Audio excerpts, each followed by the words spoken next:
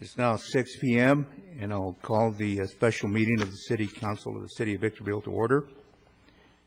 The first item is public comment.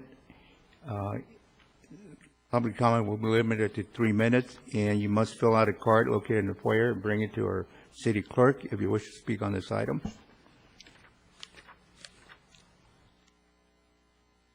Anyone wishing to speak on public comment?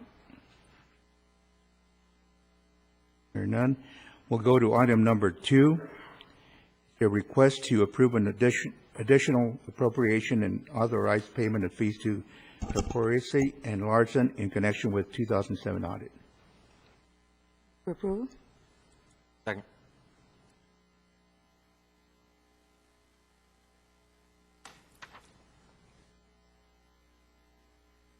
Chairman Curley. Went away.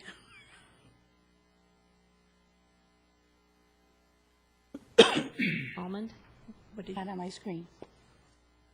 what is your vote? I'll enter it for you. Pardon me? What is your vote? I'll enter it. Thank you.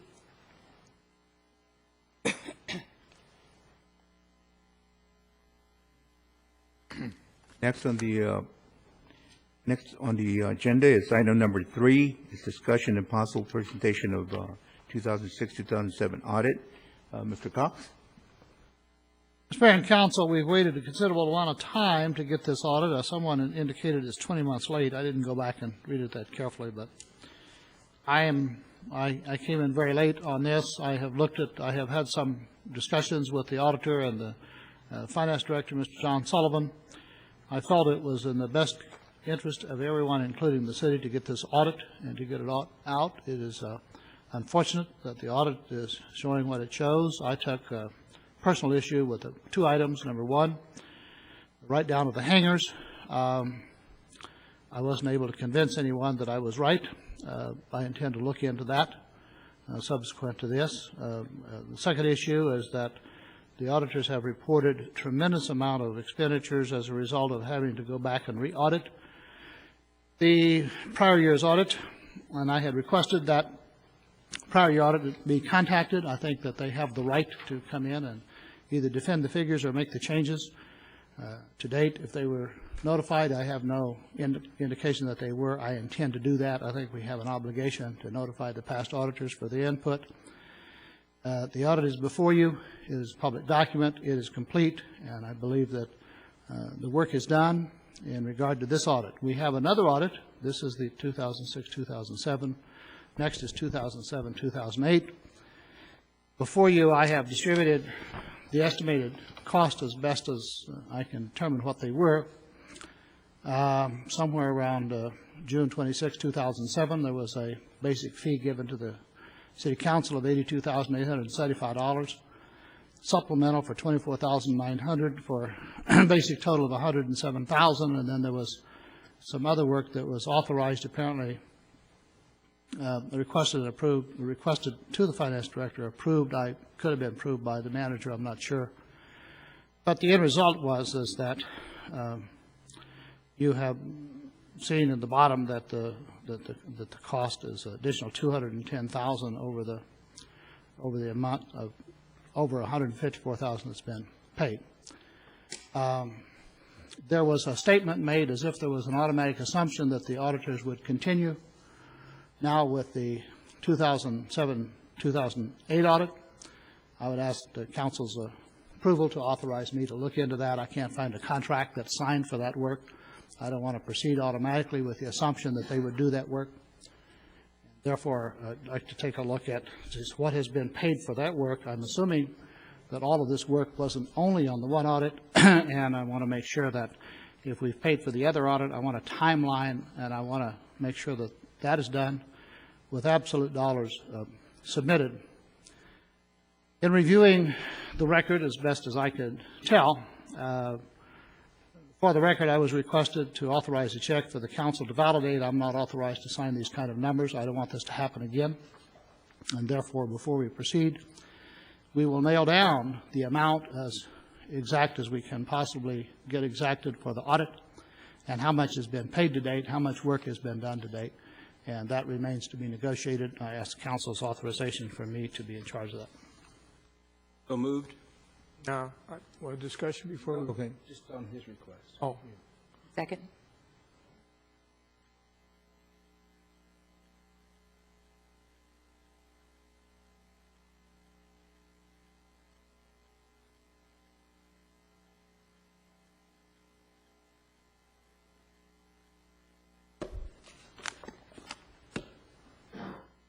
I'd like to Have speak to questions?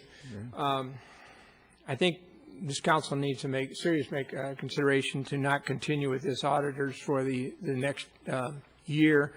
There's some very fundamental differences between the philosophy of this auditing team, clearly expressed in this preliminary document, and what, in my opinion, of 20 years on this council, 30 years in public service, doesn't make me an expert in auditing, but it certainly makes me an expert enough as one of the educated laymen trying to read it, communicate with the public, that this is fundamentally flawed. And let me give you a basic idea where I'm coming from. On the page independent auditor's letter, 3-page letter that starts this out, one of their basic premises for the audit is the MDA.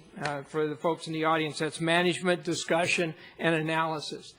All three of those words imply an extensive amount of opinionated ideas built into the whole philosophy of presenting their audit. Their whole audit is built around the 5 points that they have expressed on that page 1 of their audit there, all of which are MDAs. Part of the discussion in some of these things would have been that you had to have gone to and communicated with some of the department heads, certainly IS being one of them. They did none of that. They expressed their opinions, and those opinions, in my opinion, are not substantiated in this document. And yet, most of the work that they've done, the time that they've consumed, the billings that they've run, have focused in on this development of an MDA as the platform for their whole financial audit. I think that's wrong. I think that does a disservice to this council, and it does a disservice to the community wanting to know the factual numbers. Do we have money in the bank? Can we pay our bills? I don't think you can get that clear message out of an approach like this in this audit. So I find exception to that. I could go through point by point a number of areas here that I've outlined that I find problems with. Their third paragraph down, in my opinion, is factually a flaw. It says the city has not maintained adequate internal controls and accounting records. I believe those internal controls and accounting records, even though they've morphed into various forms, it started well back when Jim Cox was our city manager and continued into the area that we're into today, 8 years down the line after Jim left, and is now back on that. But this whole approach to the audit is, to me, fundamentally flawed and is not useful for the city. I don't dispute some of their numerical analysis to the audit. Draw whatever conclusions you might from that. I do dispute their analysis of the way they go about the impairment issue versus a redevelopment agency. The city of Victorville has one of the largest redevelopment agencies in the state of California. The concept of impairment that they're building into our audit is kind of the antithesis of everything that a redevelopment agency stands for. So if you're going to build that kind of a philosophy around the audit, you've got to at least understand how the redevelopment agency works, what the philosophies are behind a redevelopment agency, and how any city that would have the responsibility to deal with that would deal with it on their books and not be calling it an impairment as they've been called here. It makes a blight on what otherwise would be a very solid financial approach we have to most of what we've been doing in here. Everything that we've done has not been a success. Obviously, the national crisis has hit everybody right down to the local level. That aside, this audit here speaks to more of a management style than it does to the numericals. And have we done anything illegal or not? And if we have, certainly point that out to the community. So I cannot support this, for my individual vote, this audit team going on. I do think we need to accept this audit, whatever it is now. The final draft is here. I assume it's pretty much what we've got in front of us. Pay the bill. I voted against that because I felt that they created a billing problem and they're self-inflicted on their own part here. They've taken a long time. They've gone into areas that they ought not to have bothered to gone into because it had nothing to do with the financial viability of the community in this city. And yet they did that, and we're going to have to pay for that billing. But from this point to the next audit, I think we need a new audit team in. And so my vote would be to replace this audit team now. And I could make other comments and other points in here, but that's the basic premise for what my philosophy is and why my no vote was on the paying of the bill in the first place. Any other comment, questions? The only comment I have, I've been here for a while, and they've gone through a lot of things and had to go back, I understand. Maybe as far as the hangars, I'm not up on that, but some of the things that are here, they had to go back to 2006 to get some information and to bring us up to date. And last year, we didn't go through our budget, which was a very big mistake. And as far as I'm concerned, as long as I'm here, I think we will every year, mid-year, and at the end of the year. This thing was a little surprising. Excuse me. And I don't think we can fault the auditors for what's in this book, if these are the things that are what the city has gone through and what we've done. As far as Mike being unhappy, maybe he's right, but we can't fault the numbers when the numbers are in front of us.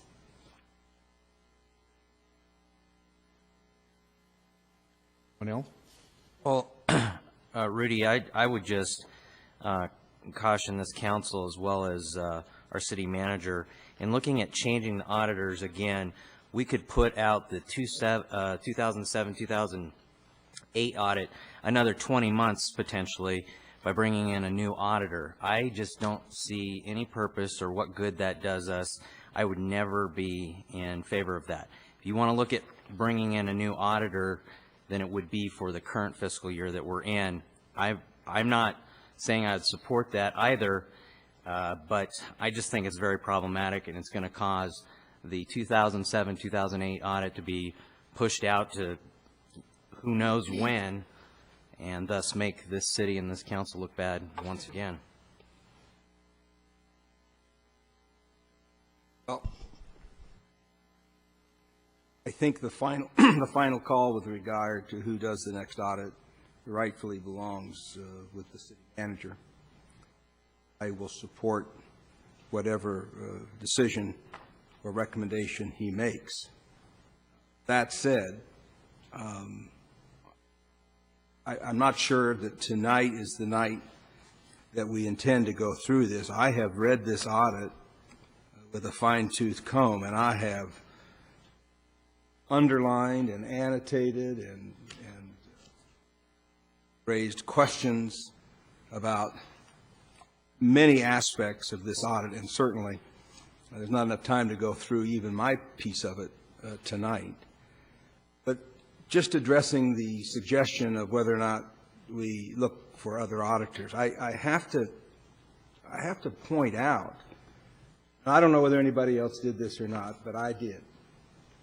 I went back and got I got a copy of the 2006 audit, and I read the 2006 audit preparatory to going through this audit. That was a clean audit from a well-respected firm that does this stuff all over the United States. I mean, it wasn't some accountant with a shade over his eyes in the back room. This was a first-class organization, and they found no fault in the city's accounting records. Most of you know that accounting department, good or bad, right or wrong, has been together for a long time. Created under Adair Most regime. Most of us on this council held her in very high esteem, and not once was any of us made aware by other auditors that the process that she had put in place and that her staff implemented was flawed in any way. Now, I ask you to think about that in the context of the 2006 audit. It's an unqualified audit followed by recognition. I went and got a copy of the recognition that the city of Victorville got in for the 2006 audit, complimenting the city on its accounting and its finance and its auditing procedures. Now, that's not to say that maybe they were wrong.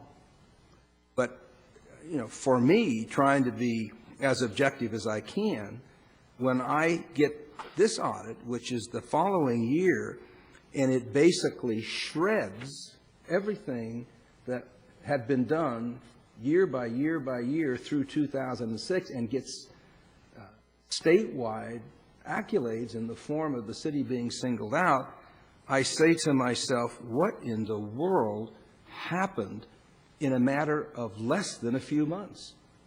Because when the audit process started for the fiscal 2007 audit, we weren't that far from the completion of the 2006.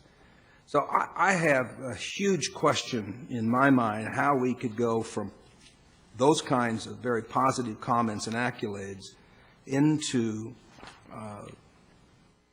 what can only be categorized based upon the comments in this audit as a complete repudiation of the former auditors and all of the years of effort put in by the staff and Adair Most to put this thing together. And I'm troubled by that. It may be that these auditors are right. It may be that everything that had been done before was wrong. But when you look at the curriculum vitae of the auditing firm that we had, they're as qualified and as competent and has a list of clients equal to the folks that we currently have. That troubles me.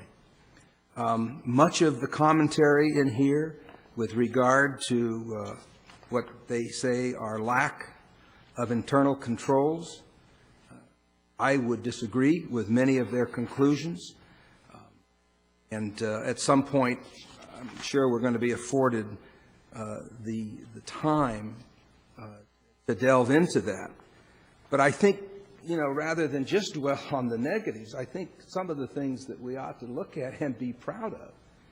When you read the audit, there's no accusations in here that anybody stole any money, that our investments were bad and went to hell in a handbasket.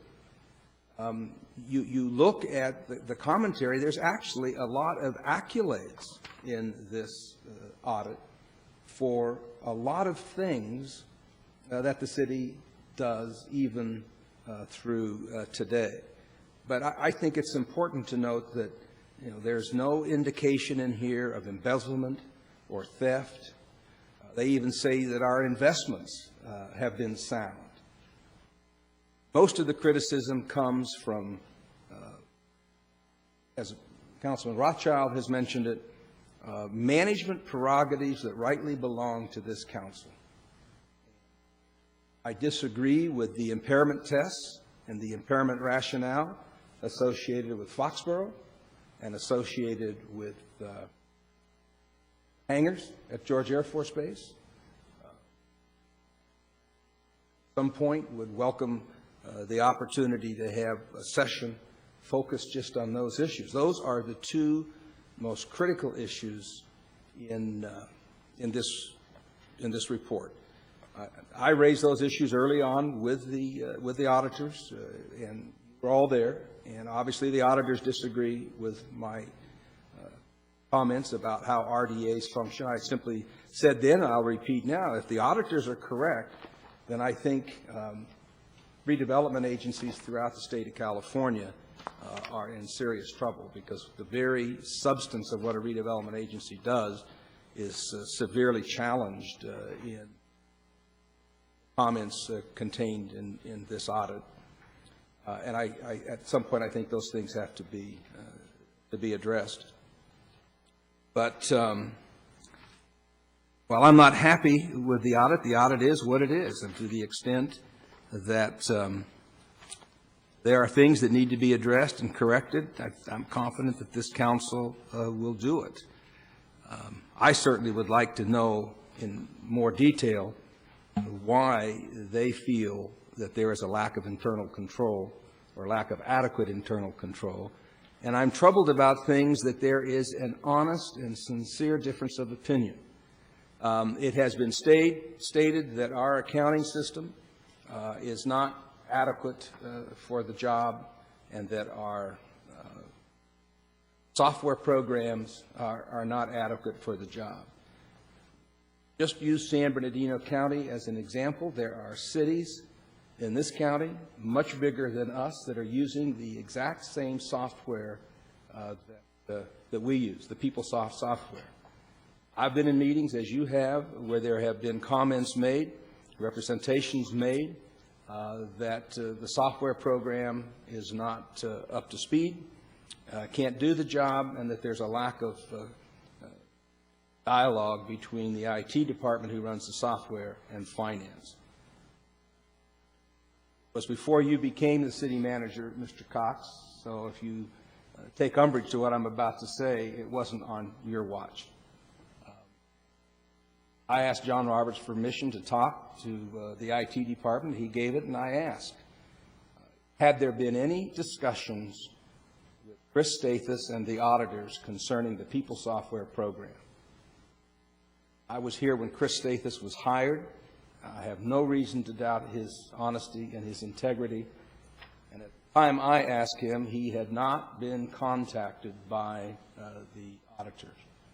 I find that to be troublesome, that we're going to condemn an entire system and therefore a department, and the very people that are condemned and charged with these responsibilities are not included in the dialogue. I'm very, very troubled about that.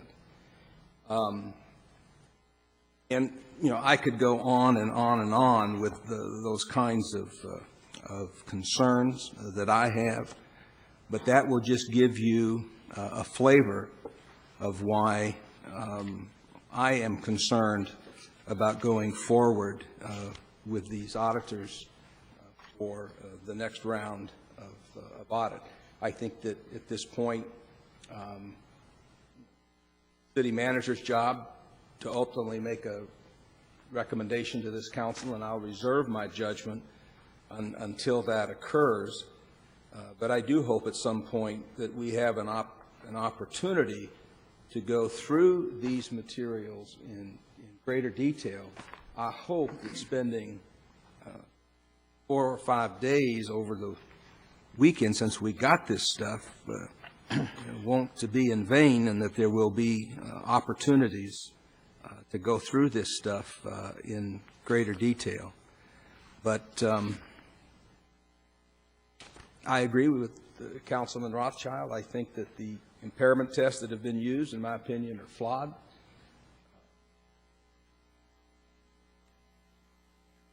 I don't know that this is the appropriate forum to debate it, but those are my very preliminary comments regarding many of the aspects of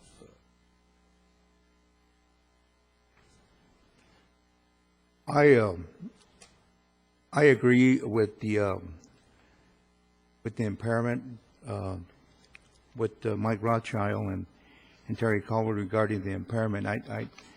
Trying to really understand that, but from the people that I've talked to that are involved with this sort of thing, they said that is not right. So I have to go with that. Regarding the audit, the next audit, I will leave it up to our city manager. He has gone through this. He's got the experience, and I would ask that he provide a recommendation to us on what he wants to do. Regarding this audit, I found the numbers. The numbers are what I looked at, and I think the numbers are correct. The other things that we talked about, of course, we have issues with us, but as far as the numbers, from my perspective, when I looked at them, I found the numbers to be correct, and really it was enlightening for me to see those, because I know where those numbers, where the numbers went and where they came from. So to me, that was, I was I'm prepared to accept the audit, the bottom line being the numbers, but the other issues, we still need to discuss those. Just to make one other oversight, it's a big number, and just for anybody that follows the big numbers on the balance sheet and everything else, because of the terminologies and the way they do their accounting, the city lost $206 million. It's referred to as a net asset number. You add the two numbers together, it comes up to ostensibly what you're used to up to this point in time. But fact is that the way they balance their sheet out, it does show a $200 million decline in the net assets of the city based on the way they do the audit versus the way that it has been done in the past. And so it doesn't allude to anything more than different, I guess, auditing teams are defining their terms differently and then displaying them back to the council and the community at large. So that's where the $206 million went. It's more of a semantics game, I guess, if you will, at the moment. To me, it's important, but it's not a real loss. It's not a dollar and cent loss type of issue. Now, there is a letter, it's referred to as SAS 112 letter, and in the introduction here, the memorandum, it said that was forthcoming. Is that going to be presented tonight? Okay. And the summary then will be presented at that time? John Sullivan, Finance Director. Not knowing the format and process that Council preferred to go through this tonight, I invited Gary Caprici and Ken Poon, principals in the firm of Caprici and Larson, to attend this meeting to answer any questions that you may have. The document that you have in front of you is the draft audit, which has been completed except for the insertion of an opinion letter. There is two other documents that will accompany. One is the SAS 112 letter, which is a letter to management, which outlines matters of significant interest to management. Members of council have already seen the contents of that letter. Those matters have been discussed, and it is a normal and recurring practice for CPA firms to meet with the client during the course of the audit if there are significant matters that the client should be aware of on an immediate basis. Just so that you know, those series of meetings began on or about February 5th, 2008. And for the last 12 months, there's been very little change in those matters, the SAS 112 letter. Council has looked at that, and there are some changes, some modifications, but the issues raised in those letters have remained unchanged since February of 2008. The CPAs are here to answer any questions that council may have. Before introducing them, I would like to make just 2 points of clarification with respect to the audit report. The audit report is composed of 2 sets of documents, essentially. One is management's discussion and analysis. The other are the numbers, and council members have been through the numbers. The management's discussion and analysis is required for all financial reports, including public companies, SEC, especially for cities. The MD&A is intended to highlight information that might not otherwise be apparent from a simple reading of the financial statements. Now, in drafting the MD&A, I drafted it. I took great pains during this MD&A to point out strengths, but also in an MD&A, you're required to provide any analysis of potential weaknesses to the city. This, as Mr. Caldwell mentioned, was distributed last week, and at that time I requested that if there were any questions or comments, or if any reader felt that any commentary in the MD&A was inaccurate, misleading, or in the wrong tone, that the reader would come back to me. And I did not talk to anyone on council, with 1 or 2 exceptions, and I had no reports that anything was in here. But an MD&A cannot be misleading. It cannot take a material deviation from the financial statements. The MD&A is supposed to describe what's in those financial statements and what they mean. Regretfully, they have to disclose that there are certain elements of the city operating at a huge negative loss. Regrettably, we had to discuss the fact that our general fund reserves have been used at a very rapid pace, You'll see in the document that as of 2008, as of 2007, the general fund reserve had declined to a balance of approximately $17 million, with a projection for '08 down to $2 million. And at a $2 million balance in the general fund, that is insufficient for the general fund to provide the financial support to the other funds that the city has. That includes fire, Parks and Rec, and VEMIS. And so I want to tell council members one and all, as well as the city, in drafting the MD&A, you will note there is no casting of aspersions. Everything in here is factual, in my opinion. Everything in here will be borne out by subsequent financial statements. Regretfully, there's other things in here that we had to point out in an MD&A, such as threats to the city. The city has 2 significant debt obligations that there are issues with, and that is a required disclosure to go into the financial statements. It's not just a requirement under generally accepted accounting principles for GASB and FASB, but it is also a requirement under rules promulgated by the Securities and Exchange Commission, rules that apply to the issuance of debt. Should the city or any entity were to have produced a financial statement with an MD&A that glossed over or did not address fundamental weaknesses, and if those financial statements were used for the purpose of issuing debt, then that could be a very serious problem in violation of securities laws and fraud statutes. So I went through this document on a number of occasions. I did not look back. I did not try to second guess.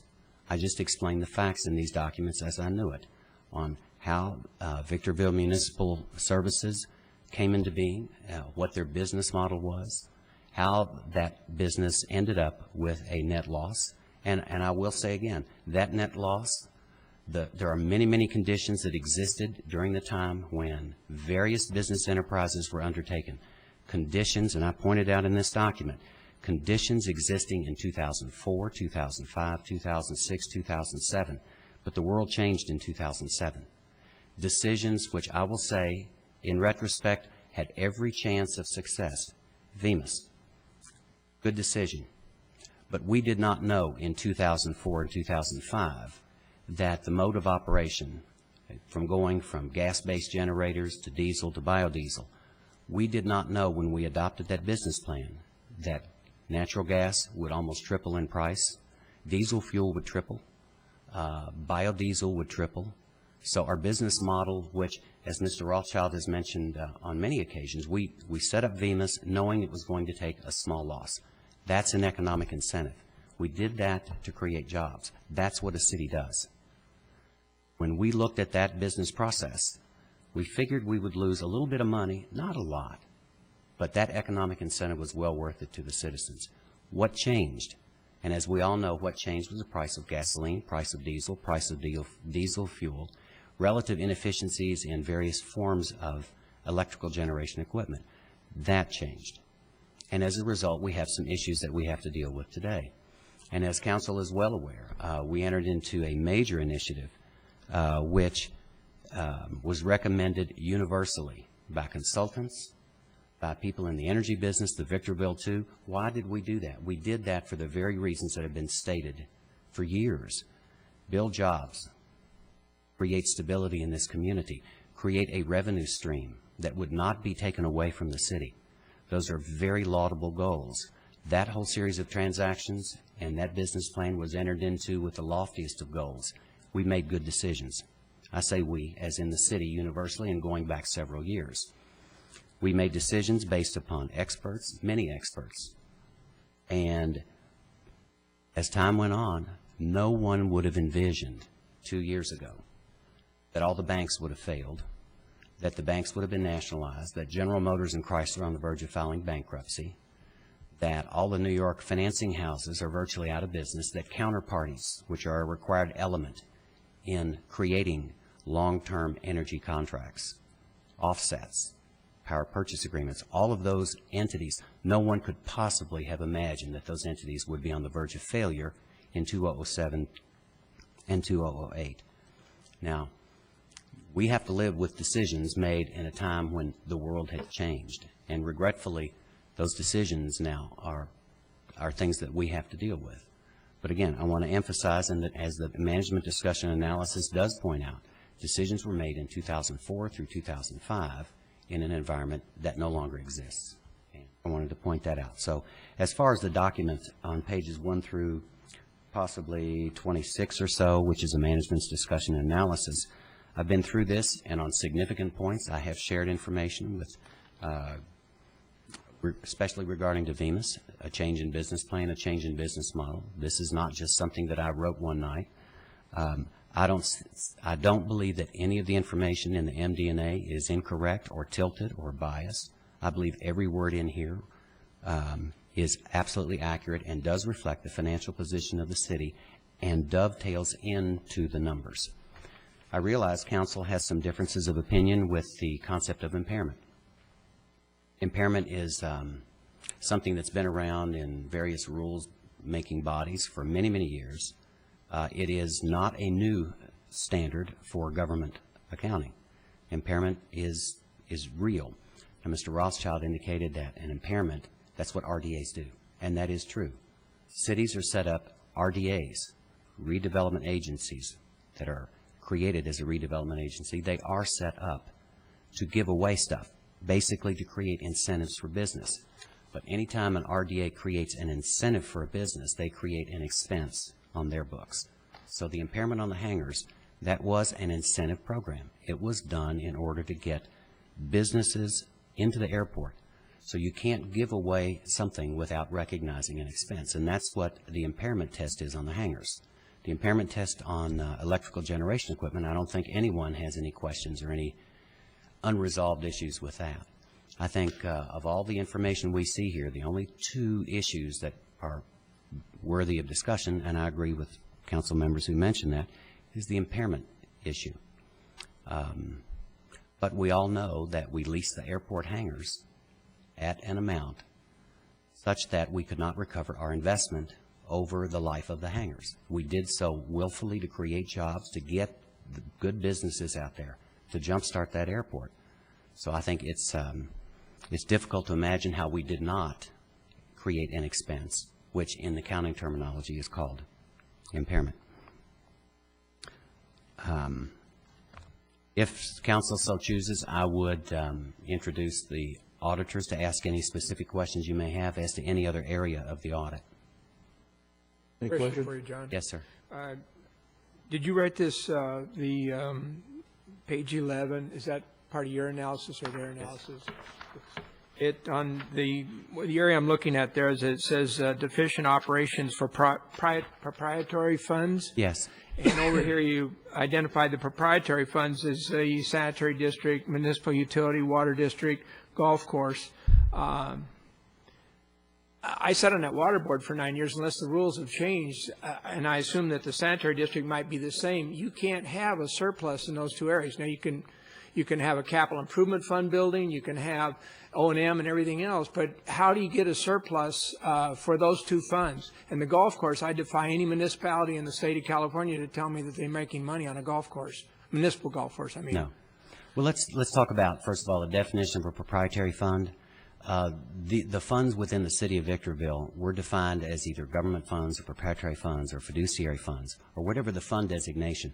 There were no changes in designations this year. All of the entities that existed this year followed the same classifications that have been assigned to those various funds or entities for many, many years. On page 11, the discussion was centered on two proprietary funds.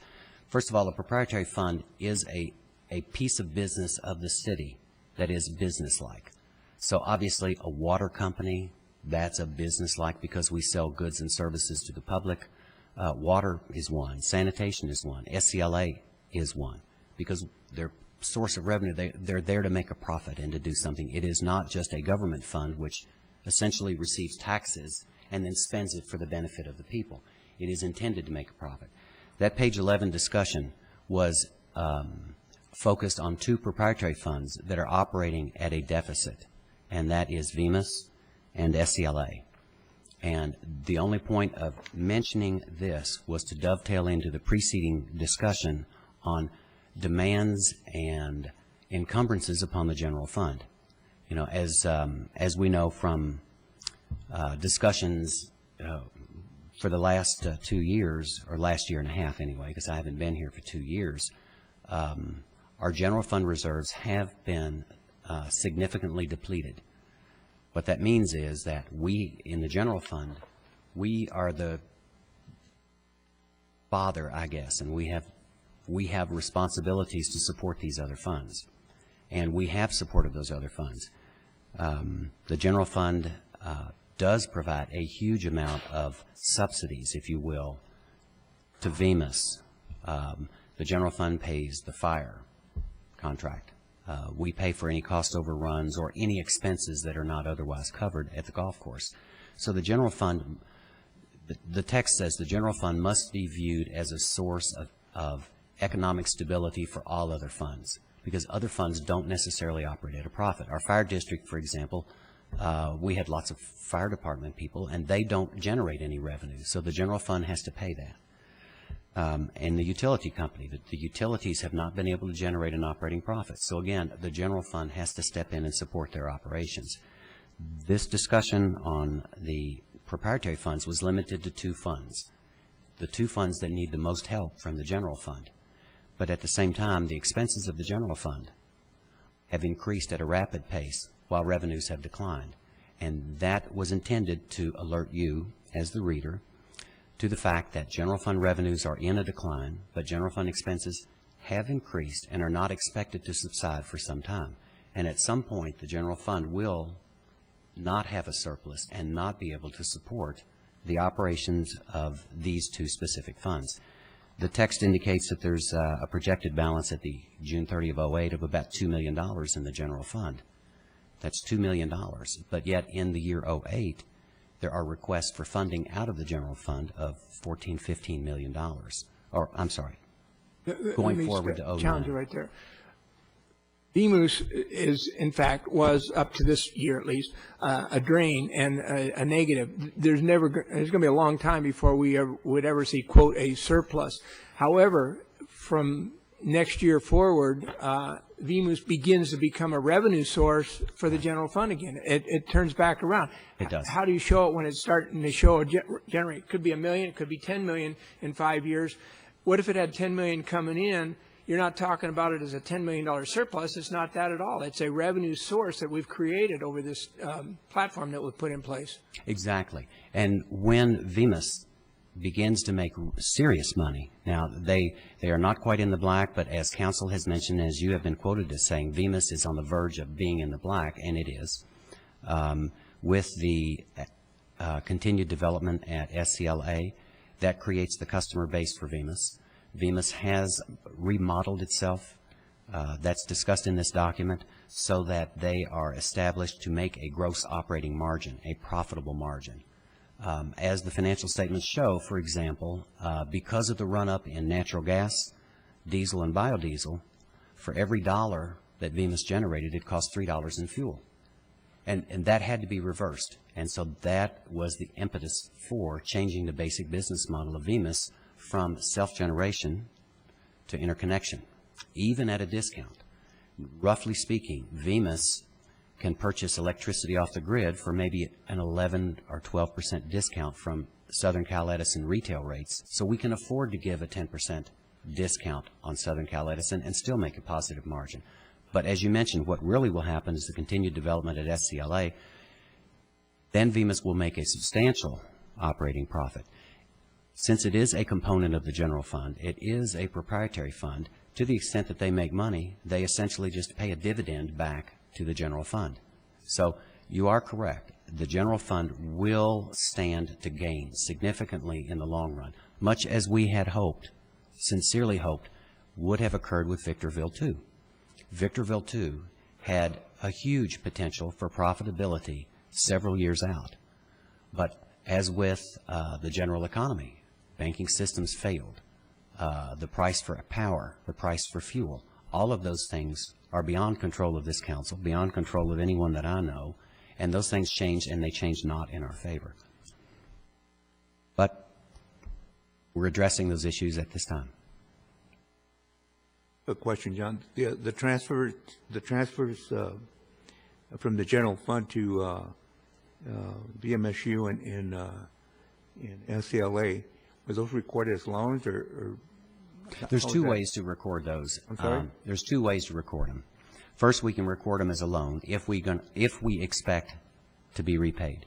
The other way we record it is a transfer, and a transfer is a below-the-line revenue source. The difference is if it's a transfer, if it's a loan, then the receiving entity or receiving fund will show it as a liability, and so you've got say $1 million. It's either going to be a liability or it's going to be in your net worth. If it's a transfer, then it just goes into your net worth and stays See, there. like the transfer to the fire district or the golf course, or not the golf course, but the community services district, those are just Typically, transfers in right, typically, operation. yes, typically the city would prefer to use transfers because if it's a loan, you expect to repay, but the general fund and the city expects to make transfers. We expect to transfer to support these parks and rec. We actually expect it. As was just pointed out, cities don't make big profits on golf courses. That is an item of public benefit. And if they don't make money, then it is the general city that transfers money and contributes and supports them financially. Any other questions? Mayor, I'd like to assure the council that my goal was to get the audit out. My goal is to get the next audit out, not to have any delay whatsoever. I've got to make sure there's not another delay. I've got to make sure that there's not another 20 months of delay. There are some personnel issues and other issues that I'm hesitant to talk about because I was told that there were certain things that weren't in play and no checks and balances, and I've talked to some of the employees that have been here for a long time, say they in fact are in place. I'm prepared to come forward and state that, the fact that those comments are just wrong. When you hire an auditor, they're required to have errors and omissions. If we have required to pay $350,000 over a $82,000 bid, I want to make sure the past auditors had them. We had to redo their work. Somebody, in my opinion, is going to pay us for that. Someone is going to pay us for that. That's not right. It's absolutely wrong. We rely on auditors. We relied on the past auditors. We rely on this audit. If they have done significant work that this next audit can come out in short order, and they have brought to our attention the internal control weaknesses, which the finance director will be responsible for putting those in place, adopting those, forwarding those to the auditor, making sure that they're acceptable in their areas of concerns. So if that's the reason you get a no opinion, that'll be corrected before the next audit come out. I want to know those things because that's the individual responsible for writing all of those rules to make sure that there's not internal control weaknesses. The oddity, the odd, almost humorous thing is that you received a bid and then you received and then I'm told, I'm new, I just got here, supplemental agreements totaling a total of $157,000, but now you know you owe $210,000. I'm not authorized to pay that. It was never brought back as a change order to the council. And yet the individuals continue to build, and that's just an absolute perfect example of internal control weaknesses created by the very people who brought it to your attention.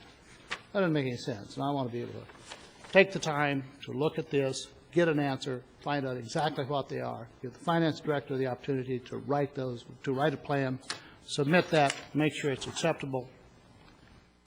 I want to talk to the past auditors to see if they have an opinion of whether or not they believe that they have a right to come in and make the corrections or answer to the charges that, in fact, they were derelict.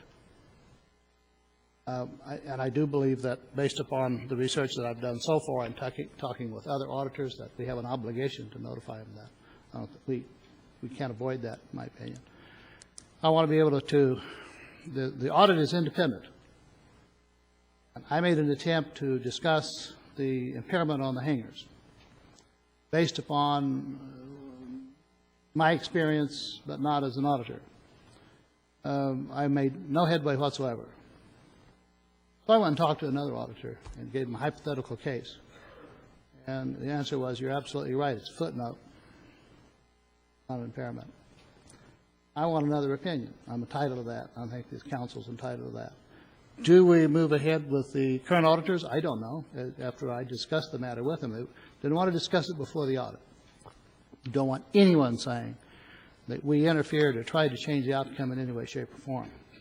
But I can't find any contract with the current audit. Before I sign one, I want to make sure I know what I'm getting and how long it's going to take and what conditions are in place that we need to make to ensure that we get an audit.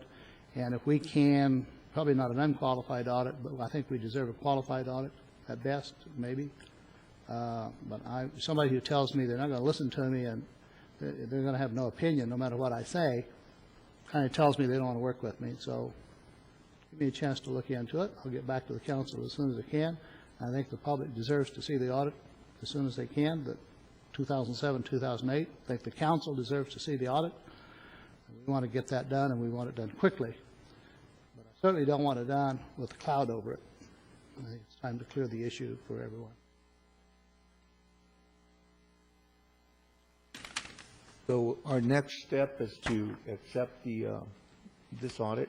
This audit is done. It's a public document. The council has authorized payment. It's been submitted. It's a public document.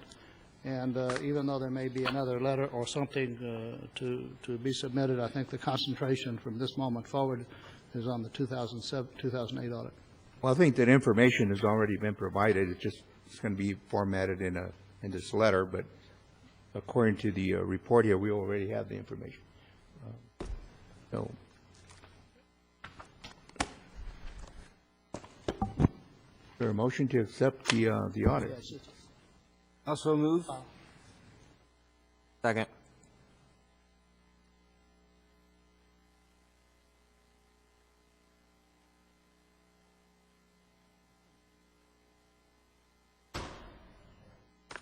That ends the special meeting, and our regular meeting will start at 7.